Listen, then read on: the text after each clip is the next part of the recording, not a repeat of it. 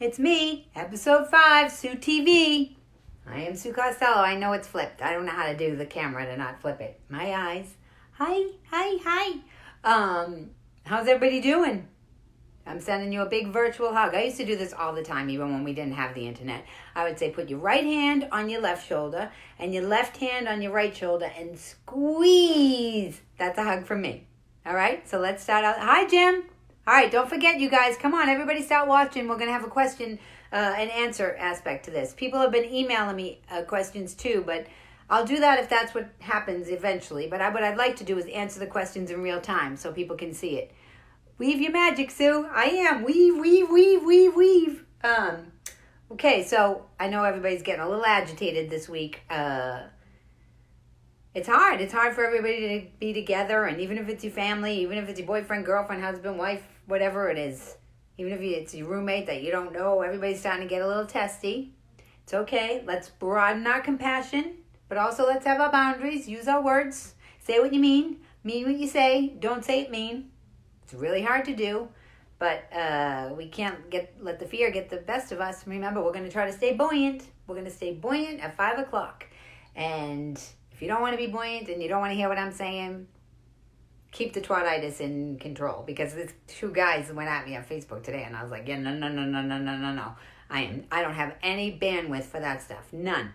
Keep your twatitis in control. If you want to talk to me about anything else, your real emotions and everything, fine. But if you want to take out your frustration on me, take it somewhere else. We don't have it. People are realizing that. We were all kind of living in this weird minutia, letting people use us and dump their feelings, and we were dumping feelings. We just weren't making a lot of clean, clear-cut, decisions and taking care of ourselves. Who knows how to set boundaries? Who knows? When you say no to somebody, sometimes they freak out. So people are oh, it doesn't matter. We do a lot of people pleasing. Oh, it's okay. And now I feel like everybody's no, it's not okay. We're all kind of in survival. So it's not kind of, we are in survival. So it's how do we maintain and not turn the fear into anger and not be kind to human beings? So boundaries are very important right now. And if anybody wants to know about that more, I can share my experience with it. I'm going to steal that. I got no bandwidth for that right now. Steal it. By all means, steal anything that I'm saying. Go take it, spread it. Because all we have bandwidth right now is for positivity.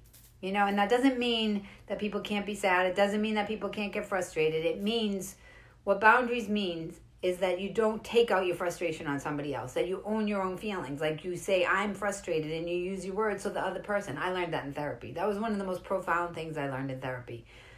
But therapy really does work, and sometimes they do take advantage of you, and I know what people say to me, but it does work, because she told me, Sue, if you come in here and you just dump on me, it's very hard. I'm a human being. She's it's very hard for me to be able to help you. If you come in and you consider that I'm a human being and you ask for my help, then it's easier for me to help you. And I was oh my God, it helped me so much. I was dumping all over everybody. That's partly what my play is all about, is how I just always talked to fill up the void. But what I was really doing was talking to be manipulative so people would take care of me, but I didn't even know what I was doing. No one else is responsible for your happiness. They're not. But nobody really knows what that means. Somebody just typed, nobody else is responsible for your happiness.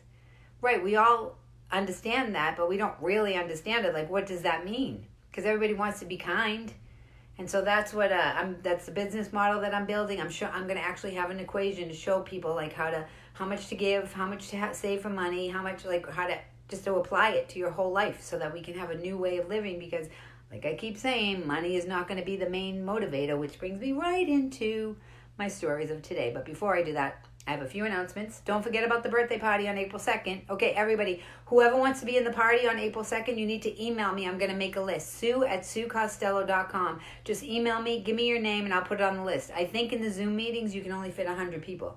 So we can only have 100 people at the April 2nd birthday party. So hi, Trish. My sister Trish. Hi. Trish has been so supportive to me. She's calling me in New York, and she's taking over for the family. If the family needs anything, my mom and dad, my brother, she's showing up. That's what I love seeing. Oh my gosh, I love seeing it. So Trish is a little our baby sister, so she's always been kind of put in that baby sister situation. So here's a positive story, okay? she's always been in that like baby sister role. And like, I don't know if the older kids, we were all like crazy growing up, and she suffered a lot from that.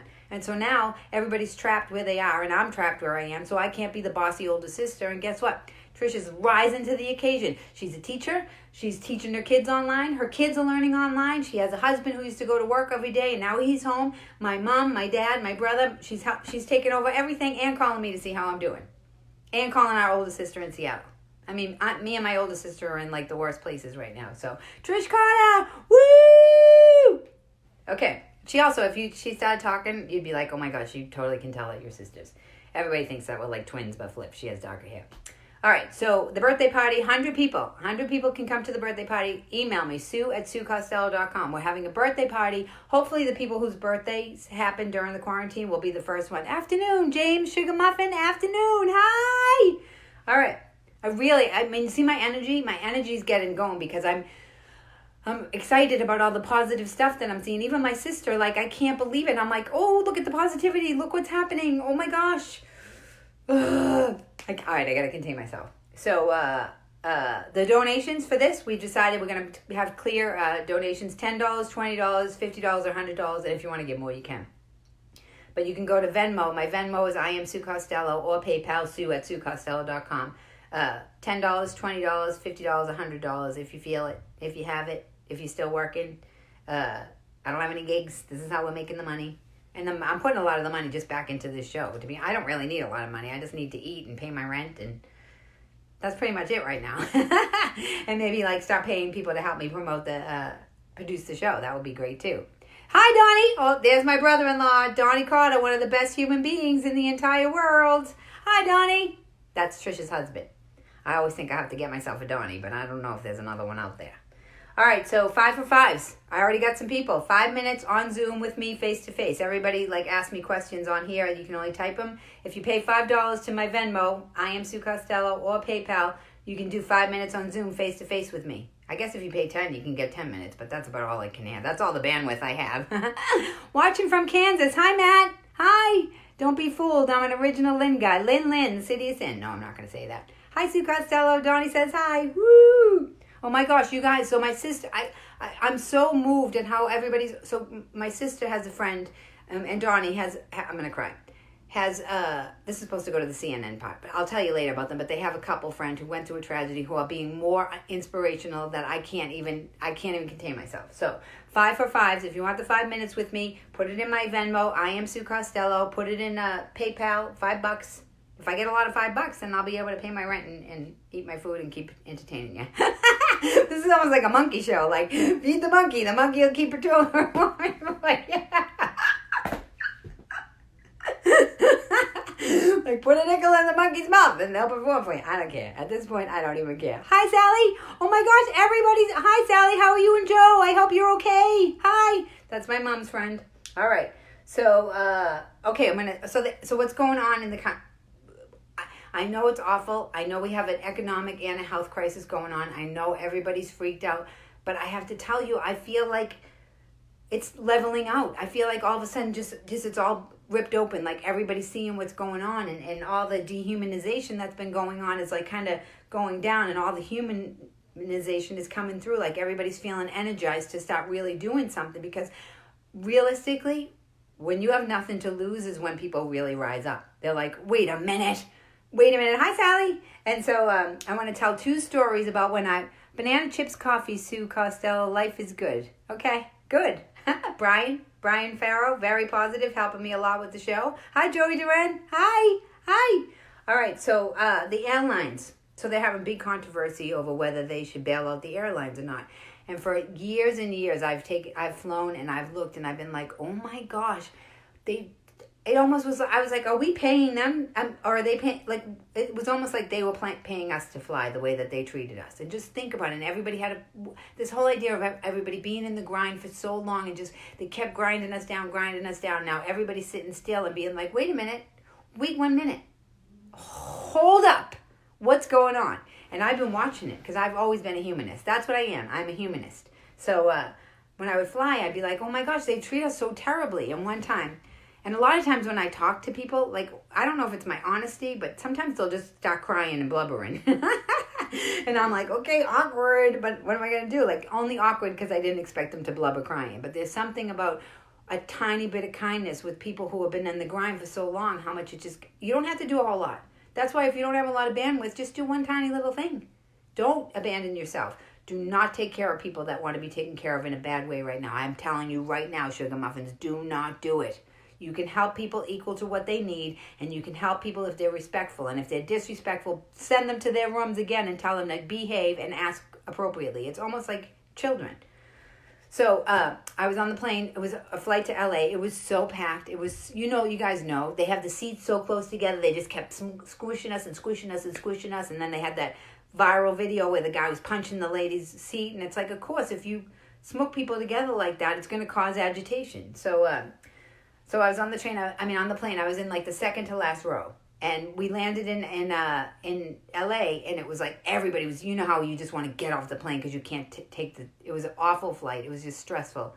And somebody in the row in front of me to the right had a medical issue, and I'm not good with that. I'm terrible with that. I get really nervous, so I had to sit down, and I'm like waiting for it to pass. And somebody yelled out, "Is there a doctor on the plane?" And all of a sudden, this guy's like, "I'm here," and he comes from the back row, and he goes, and then they get us off the plane, and we're down in the luggage part, and I see the doctor, and I go over to him, and I'm like, "Excuse me."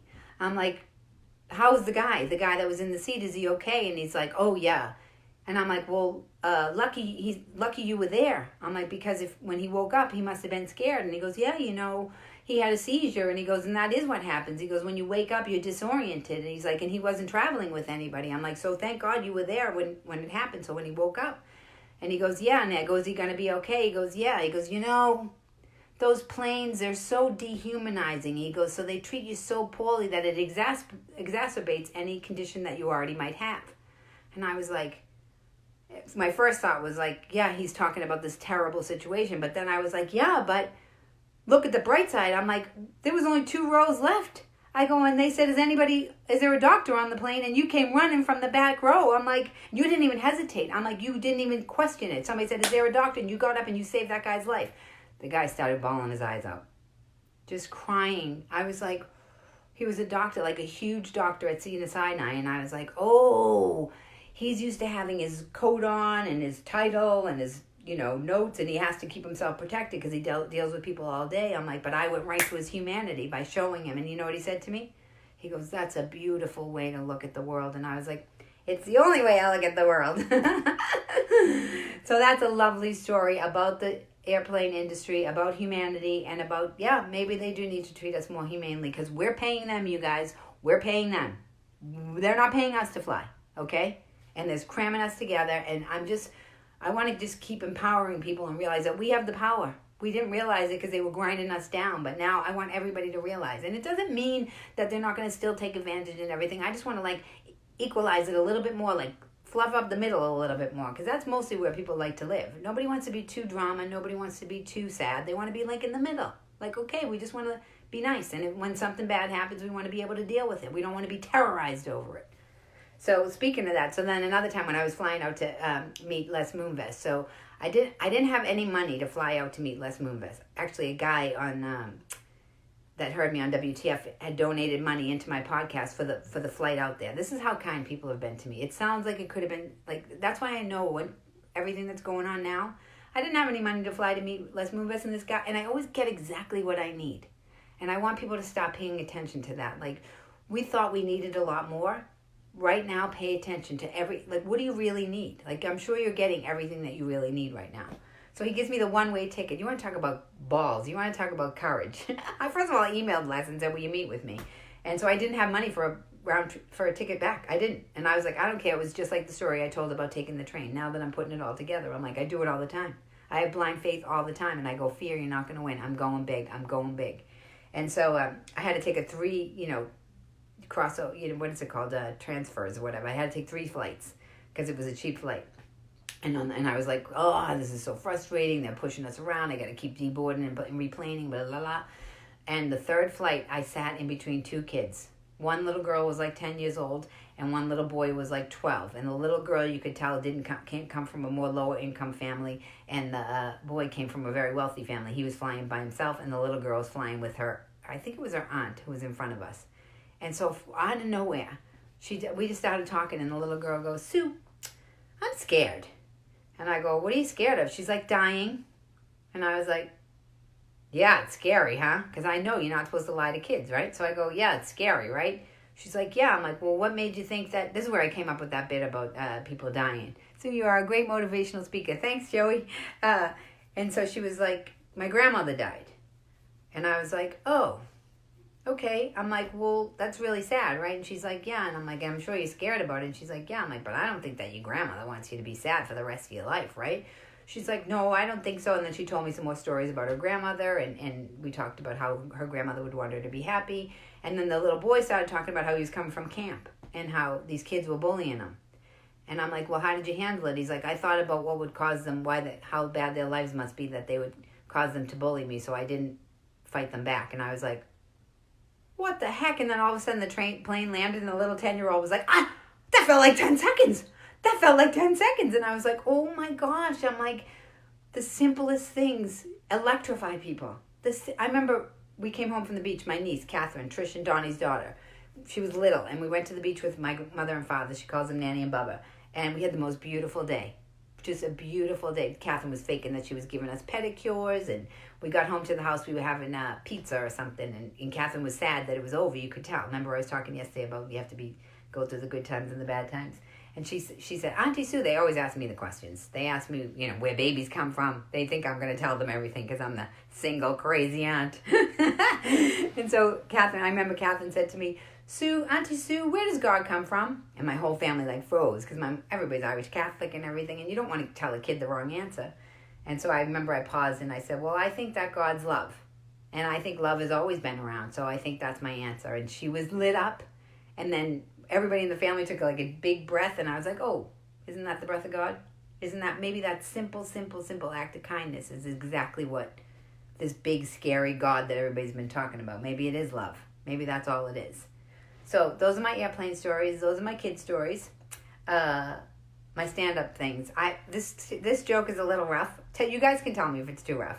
But I don't know. I thought it was funny when I first started out. So by all means, tell me if it's too rough. But I tried to do a joke about about hypocrites when I first started doing stand-up. And I was like, because there were so many vegetarians around at the time, and they were being very aggressive trying to change me. And so I had a joke about how this girl was a vegetarian, and she would be like, Sue, I'd go with her and order steak because I eat steak. And she was like, Sue, I can't believe you're doing that. Oh my God, I can't believe you're doing what they do to those little animals. Mind you, this is the same girl that parked in the handicap spot outside the abortion clinic. That's my joke. Is it too rough or is it good? And then my other joke, if there's kids watching, move them away for a second because I want to do this joke.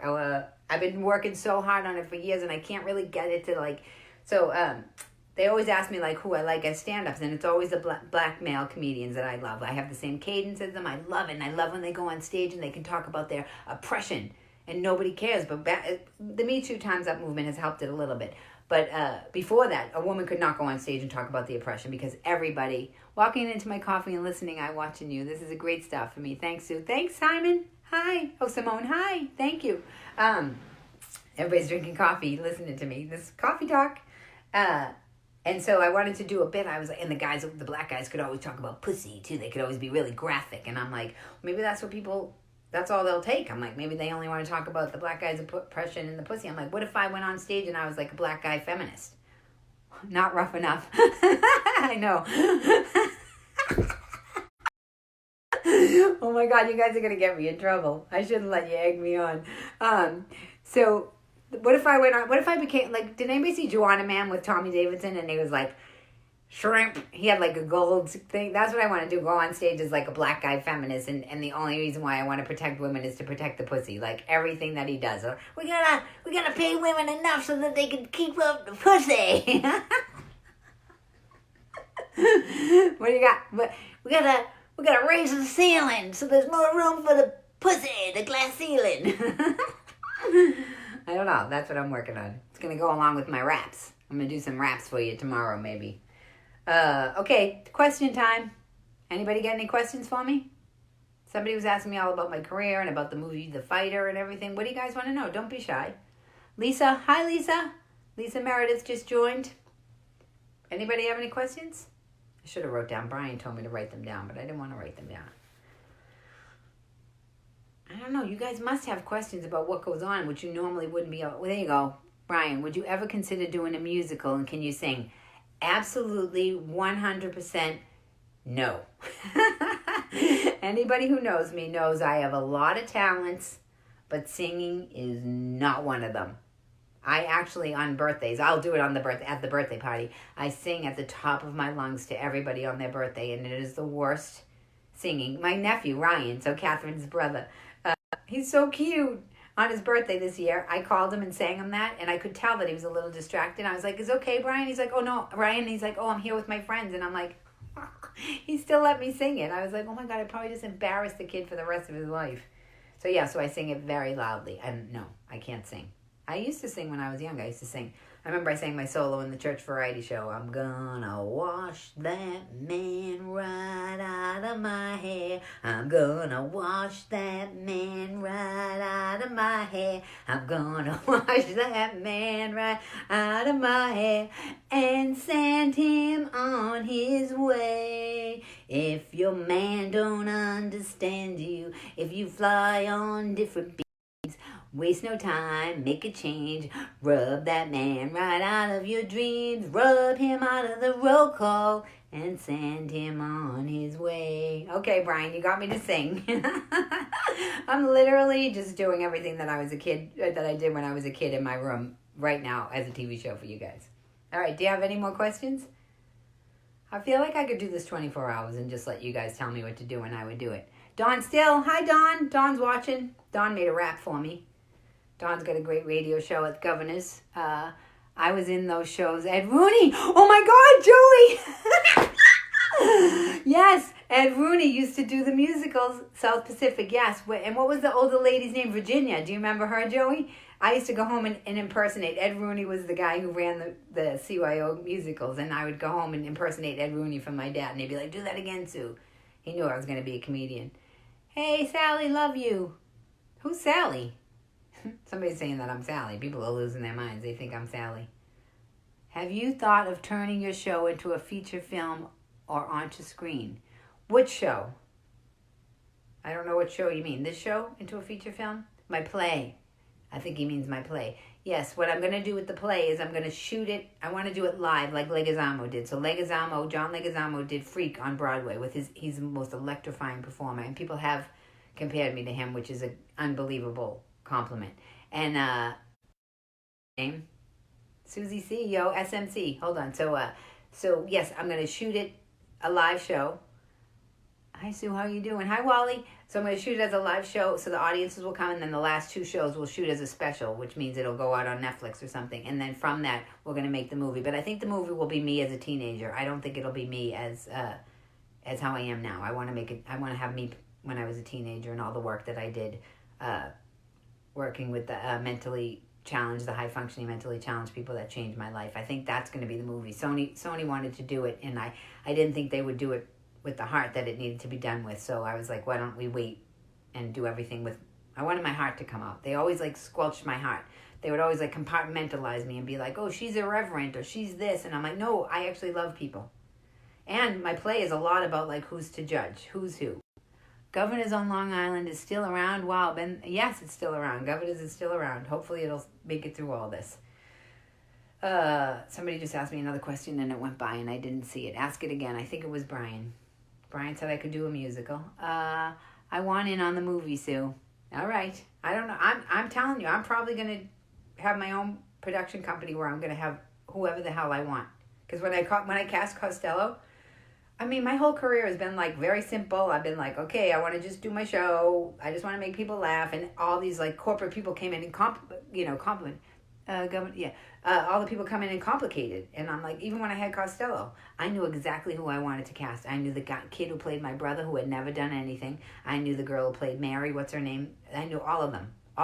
And they, what's my rapper name? And they fought with me. And they brought in hundreds and hundreds and hundreds of people. And then guess who they landed on? The same people that I said in the very beginning. And so I wasn't trusting myself. Now, I'm telling you, I'm going to make an announcement about another regular person channel that I'm making. I'm gonna fix the split between celebrity and regular person too. I've been pitching this. I pitched this to ABC. ABC had me in there for 10 times. They had me in to meet with The View, and they just could not comprehend what I was talking about. I was talking about what we need now for years, and people are like, they thought it was, I don't know. They just didn't get it. They didn't see. I guess I'm like a bit of a visionary. What's my rapper name? My rapper name is, I don't know. You guys give me a rapper name. Should it be Senior Sugar Muffin? Head Sugar Muffin? No, SMC, because there's a rap. I don't know who sings it. Don Still might know it. And he says, every once in a while, a sucker MC gets courageous, and like an epidemic, it becomes contagious. And I always sing, every once in a while, SMC becomes courageous, and like a pandemic, it becomes contagious. Because I keep saying that. I'm like, so the negativity of the virus is like spreading like wildfire. I'm like, well, let's do it with positivity. Let's see if we can do it with positivity. Yeah, I remember part of the challenges you went through, and I thought would be great to see your progression through it. Oh, he's talking about my WTF when I talked about when I lost everything on the first WTF on 2011 and how I lived with the old lady, which I talked about a little bit the other day. God, was that a funny time in my life. If you guys could have saw it. One time, I'm going to tell you this story. One time, the Verizon guy came to the door, and I didn't have a bra on. We need positive people. And I didn't have a bra on, and he was cute. And for some reason, I was like, I can't not have a bra on. I don't know. He wasn't going to notice. But I put my bathrobe on. And I went to the door, and her name was Irene. And Irene was like, so every day Irene would come to me with her phone, and she'd be like, Sue, check my phone, check my phone, check my phone. And so I would check her phone for every day. I think it was because she was nervous something would happen, and she wouldn't be able to call somebody. So the Verizon guy shows up, and he comes in the kitchen, and he's like, do you have an extra phone? I'm like, do we have an extra phone? I'm like, go get your bag of phones, Irene. She comes out with her bag of phones, and she keeps bothering him. She's like, give me your cell phone number. And I'm like, he's not going to give her his cell phone number. She's going to call him every day. And then sure enough, doesn't he give her the cell phone number? And she smiles. She walks over to the door with her house coat on, locks the door after he left, and looks at me and goes, you'll call him tomorrow for a date. She was trying to set me up with the Verizon guy. So, yes, that stuff is probably going to go in a movie. It's in my book, which I'm going to start reading on Friday. And I'm just going to show people how I've gone through some of the hardest times in the world, and I've pulled out so much joy. One of the biggest joys is that I wrote my new TV show about living with the old lady, and at the time, it was so painful. And now everybody's going to see in live action that we can take something really bad and make it positive. So, any more questions? Because I'm going to get into the SueNN part of the show now if there's no more questions. Any more? Mikey Dowd, hi! Christian, hi. Welcome to SueTV. All right, so SueNN. So I was starting to talk about my brother-in-law Donnie and Trisha's friend Christine and Andrew. They had a kid, Tommy. Trisha ran the marathon for him. We did a benefit for him, and unfortunately he passed away at 6 years old. And they have 2 other children, and they are just literally blowing my mind with what they're doing. They started a foundation called Tommy Strong, and Christine put on Instagram today that they're donating 10 iPads to the children that are in the pediatric cancer wards. The kids that are in the wards that have cancer, their family can't visit them. So Tommy Strong Foundation is donating 10 iPads, and they're raising more money, and the money they raise, they're going to keep buying the iPads for these kids so that they can FaceTime with their families. So go to TommyStrong.com. I think that's right, and if not, I'll tweet it more. I mean, I'll put it up on Facebook later, but if you want to donate after you give me a couple of bucks for my show. No, I'm joking. No, give it for the kids, because also Tammy's doing that, Tammy Pescatelli is doing that show Monday, Wednesday, and Friday, the comedy show for kids, which I'm going to get the link for. And maybe we can hook Christine and Andrew up with her, and they can maybe all do something together. Because that's another thing I want to SueTV and my whole channels. I want us to start connecting everybody so that it becomes kinetic and everybody starts helping each other, and there's a base where everybody can come to. So another thing is one of my friends from Mount that I went to Mount St. Joseph Academy with, Mary Beth Pavilions. She's up in Boston. They're making face masks. They have a whole community for everybody. They're making them for the police. They're making them for kids. So Mary Beth Pavilion, she's on Facebook. I don't know if they have an actual place yet to go to. So find Mary Beth. And if you want to start making masks for everybody, that's an amazing thing to do. in England, this morning, a New York Times reporter said that a lot of the people in England aren't systematic, that they are carrying it, but they're not systematic, so it might help with this herd immunity thing, so that we might be able to get the vaccine and heal quicker, so that's a lot of good news. And the other thing coming out of England is there's more volunteers that they've ever seen in their entire time on Earth. More volunteers, more people coming together, more people helping, more people. And I have a feeling in the next few weeks, people are going to be even more moved because we're not going to be able to sit around. TommyStrong.org is the name of the organization.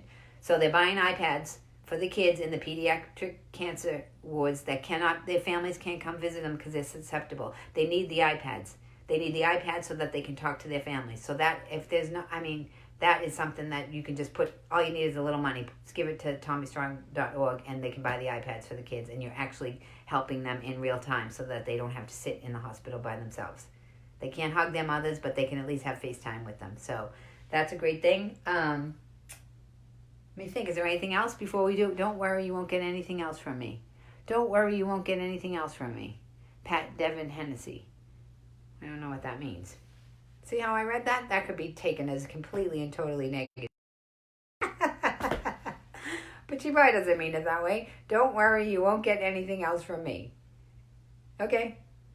Isn't that funny? Tomorrow, I'll find out from Pat what that means, and I'll tell you tomorrow.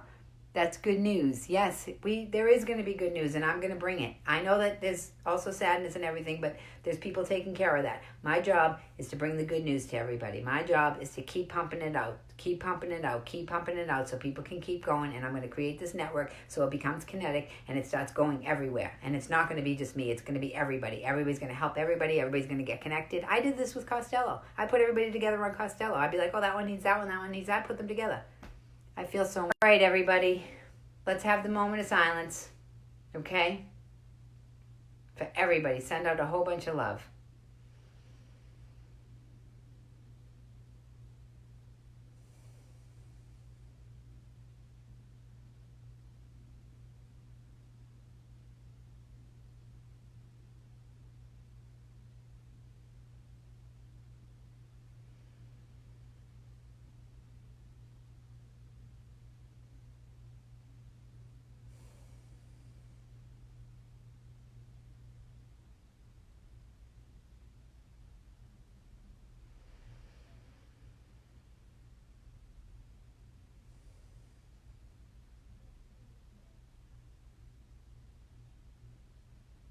Good job, everybody. I love you very much, Sugar Muffins. We got this, okay? Until tomorrow. And don't forget, send me the email about the party on the 2nd. Okay.